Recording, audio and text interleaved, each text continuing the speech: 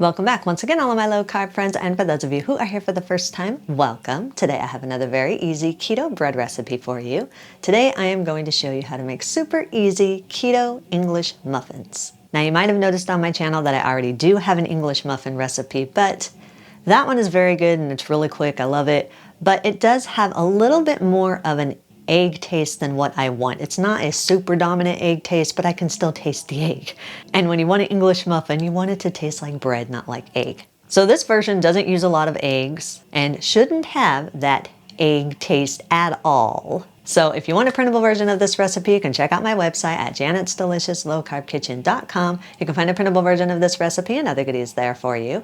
And if you're new to the channel and you want to see lots of easy, delicious, low-carb keto recipes, make sure you click that subscribe button and click the notification bell that's right next to the subscribe button. That way you can be notified every time I put out videos, at least every Wednesday and Saturday. And if you'd like to help support the channel, make sure you scroll down in the description of the video. You'll see some affiliate links. Anytime you purchase anything using those affiliate links, a small portion of your purchase will go to me and help support the channel. And if you are a music lover, make sure you click the link in the description to my new YouTube channel, Inspirational Songs with Janet. I have posted another new song on there, so make sure you check that out and subscribe to that channel also. And while you do all that, let's get cooking.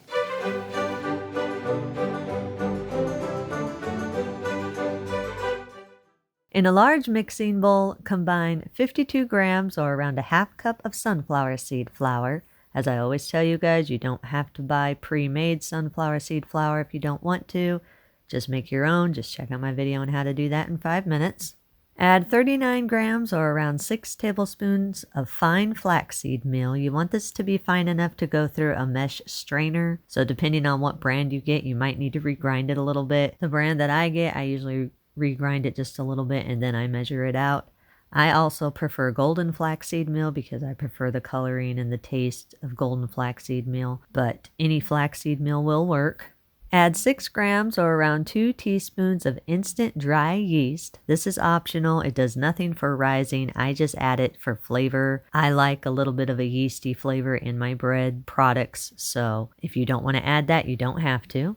Add 12 grams or around 1 tablespoon of baking powder. Sift all the dry ingredients together until they're fully combined and there are no lumps. If you want to, you can add up to 1 tablespoon of dry seasonings to give your English muffins a little bit more of a flavor. I'm adding about 1 tablespoon of everything bagel seasoning. If you want your English muffins to be sweet, you can add a couple tablespoons of the sugar substitute of your choice. If you are using the seasonings, then stir them in until they're fully combined with the dry ingredients. Add 2 large room temperature eggs. Make sure they're room temperature. They just stir in more smoothly when they're room temperature. Stir the eggs into the dry ingredients until everything is fully combined and a smooth, wet, sticky dough has formed. Scrape down the sides of your mixing bowl and push your dough to the center of the bowl. Then allow it to sit at room temperature for about 10 minutes so the dough can absorb a little bit of the extra moisture. While the dough is sitting, preheat a large non-stick skillet over medium heat for about 3 to 5 minutes or just until it's hot. After the dough has sat for 10 minutes, it's still going to be a little bit sticky, but you should be able to handle it a little bit more. Divide your dough into 3 equal portions. Roll each dough portion into smooth balls. If the dough is still too sticky and you can't form the dough into balls without it sticking to your fingers, then just very lightly dust your hands with a little bit of flour so that the dough balls won't stick to your fingers. I just used a little bit of oat fiber, or you can use coconut flour, just enough to keep the dough from sticking to your hands. Line a clean work surface with some parchment paper or a silicone baking mat and dust it very lightly with a little bit of flour. I'm using oat fiber, or you can use coconut flour. Just be very careful not to work in too much extra flour because you don't want to dry your dough out completely. You just want a very light dust just to make sure it doesn't stick to anything. Place your dough portions onto your work surface. Then use your hands and flatten the tops of each one of the dough portions to create circles that are about 3 inches in diameter, give or take a little bit. I just use my egg rings that I have to measure out the size of my muffins.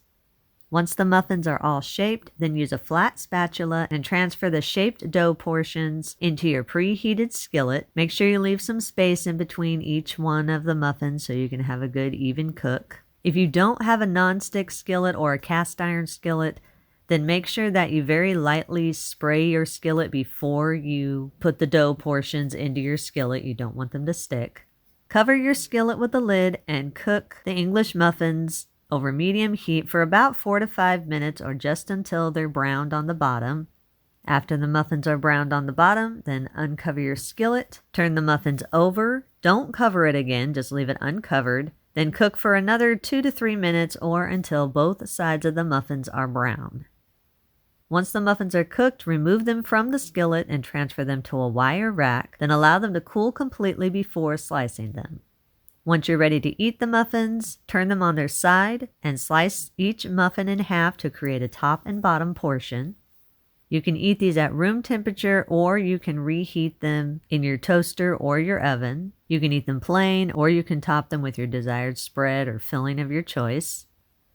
All right, here we are with my lovely little English muffin. And as you can see, there is a tiny bit of a green tint. I've told you guys this many times before. When you use sunflower seed flour, sometimes your baked goods may have a little bit of a green tint because of the chlorophyll that's in the sunflower seeds. It's not going to make your food taste bad. It just gives it a little bit of a different color. No biggie.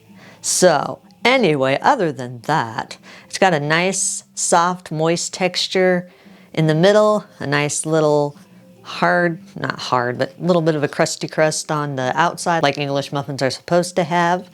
This one I toasted and it does hold up in the toaster very nicely. Some keto breads you can toast on the stovetop but not in a toaster. This I toasted in the toaster and it did really well. I just put some cream cheese on it. You of course can put whatever you want on your English muffin. It didn't fall apart when I cut it in half to cut the bottom and the top. It didn't fall apart, so it's nice and sturdy. So if you wanted to use this to make it into a breakfast sandwich or any type of a sandwich, it would hold all your sandwich fillings in it. So it's nice and sturdy, looks good, smells good. We want to see what this tastes like.